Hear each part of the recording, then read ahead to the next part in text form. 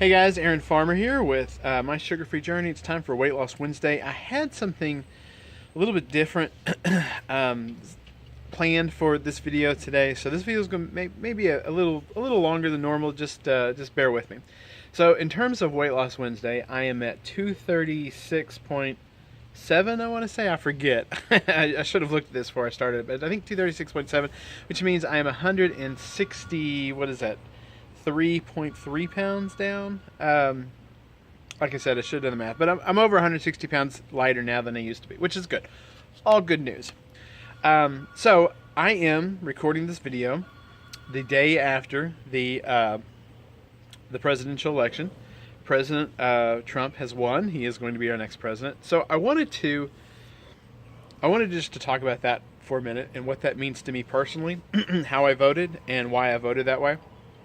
I covered a little bit of this in the video that I did on Facebook last night, but I thought it was important enough to discuss here. So, first of all, I'm a lifelong Republican. I've been a Republican. I mean, I'm a white male in Texas. We're all Republicans down here.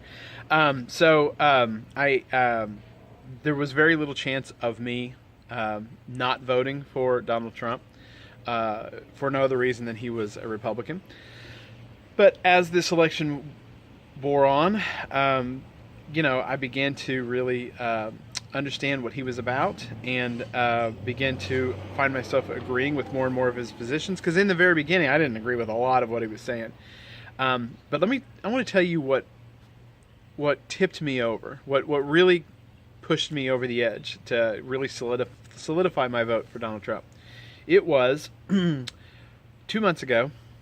We got notice from Blue Cross Blue Shield, which is our insurance provider, and we got the notice that our insurance next month will go up over $300, like almost $350 more per month next year for our health insurance than what we were going to be paying this year.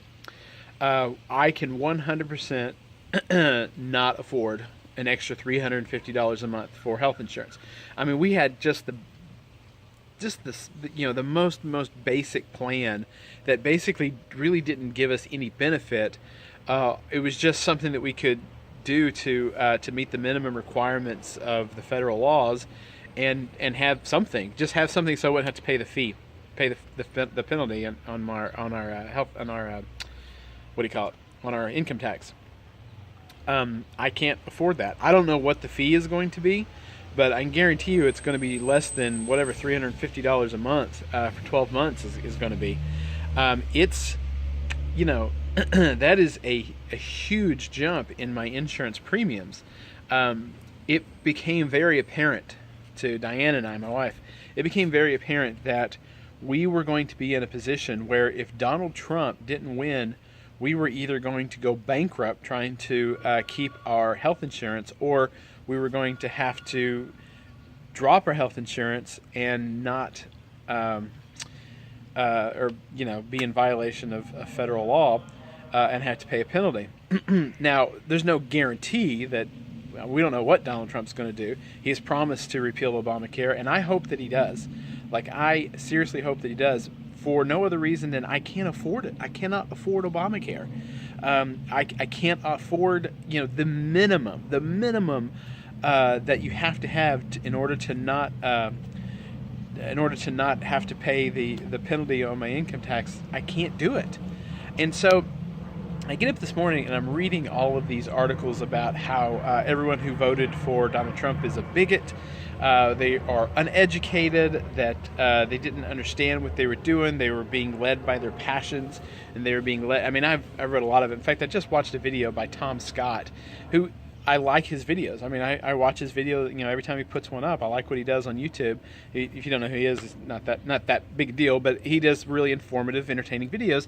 And he opens the video with, "Not everyone who voted for Donald Trump is a bigot, but all the bigots voted for Donald Trump." here's someone who just doesn't understand what's going on. And he's not American, so he's kind of has an outsider's view. And I realize he can only see, kind of what he's being reported. And the media did a terrible job covering the run up to this election. A terrible job. I mean, it looked for all the world that Donald Trump was going to lose by, that Hillary Clinton's going to have 500 electoral votes. I mean, that's how it was being reported, that it was just going to be a runaway landslide victory. That's what it looked like to everyone on the outside, I'm sure, because that's what we were getting here inside the U.S. It looked like such a runaway victory for Hillary, that this Trump victory came out of left field for a lot of people, I think. But anyway, so he makes this kind of blanket statement because I'm sure that's what he's been told. That's what he's understood, and I felt the responsibility to kind of get on my tiny little platform here and talk to you guys and say that it's not bigots that are voting for Donald Trump. It's people who are looking at, well, in my case, it was looking at Obamacare, but who are looking at the issues that affect us every single day, and realize that Obama failed us.